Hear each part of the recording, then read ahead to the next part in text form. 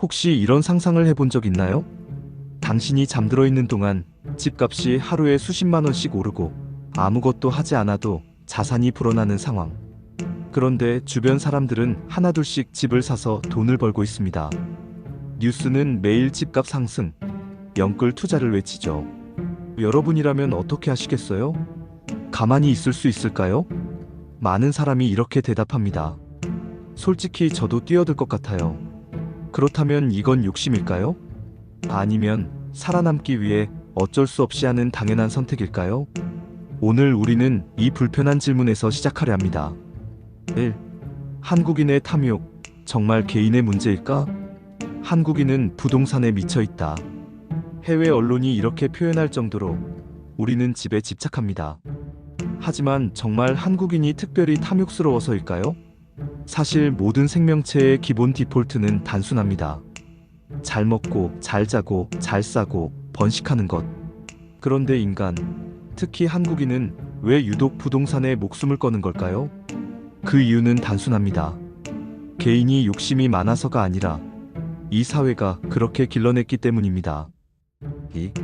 한국의 경제 구조가 탐욕을 강요한다.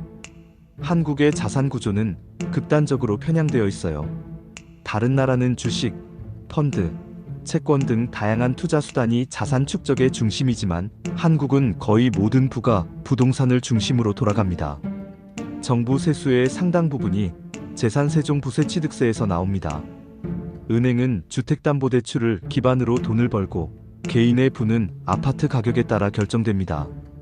즉, 집이 곧 재산이다라는 인식이 사회 전체를 지배합니다. 여러분도 느끼셨을 거예요. 열심히 일해서 번 월급은 세금과 물가로 금방 사라지지만 집 한 채만 있으면 자고 있어도 자산이 불어납니다. 3. 잠자도 돈 버는 구조. 부동산을 쫓을 수밖에 없는 이유. 한국에서 부동산은 거의 잠자는 인쇄기에 가깝습니다. 아무것도 하지 않아도 시장이 올라가면 자산이 자동으로 늘어나죠. 사람들은 결국 이렇게 깨닫습니다. 열심히 일하는 것보다 집을 사는 게 더 낫다. 이건 탐욕일까요? 아니요, 살아남기 위해 선택한 전략입니다. 특히 한국 사회에서는 교육, 결혼, 은퇴까지 모든 것이 집값에 연결되어 있습니다. 내 집이 있어야 결혼도 하고 아이도 낳고 노후도 준비된다.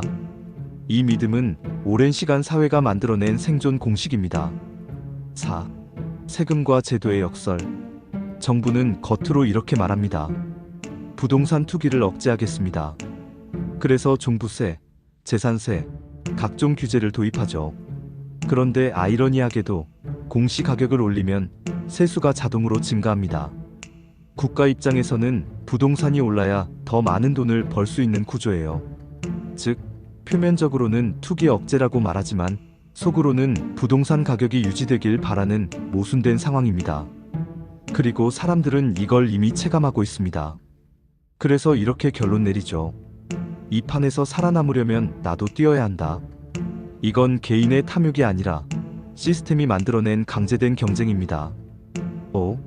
한국인의 탐욕은 사실 생존 전략이다. 탐욕이란 단어는 나쁘게 들립니다. 그러나 한국에서 부동산을 쫓는 건 단순한 욕심이 아닙니다. 살기 위해 선택한 생존 전략에 가깝습니다. 교육비, 결혼비용, 노후 준비, 모든 것이 부동산 가격과 직결됩니다. 이걸 외면하면 오히려 뒤처진 삶을 살게 되는 게 현실이죠. 이건 마치 물고기가 물 밖에서 살 수 없는 것과 같습니다. 탐욕이 아니라 생존 본능입니다. 6. 우리는 무엇을 할 수 있을까? 그렇다면 우리는 어떻게 해야 할까요? 탐욕을 부정한다고 이 구조가 바뀌지는 않습니다. 하지만 우리는 적어도 이런 질문을 던질 수 있습니다.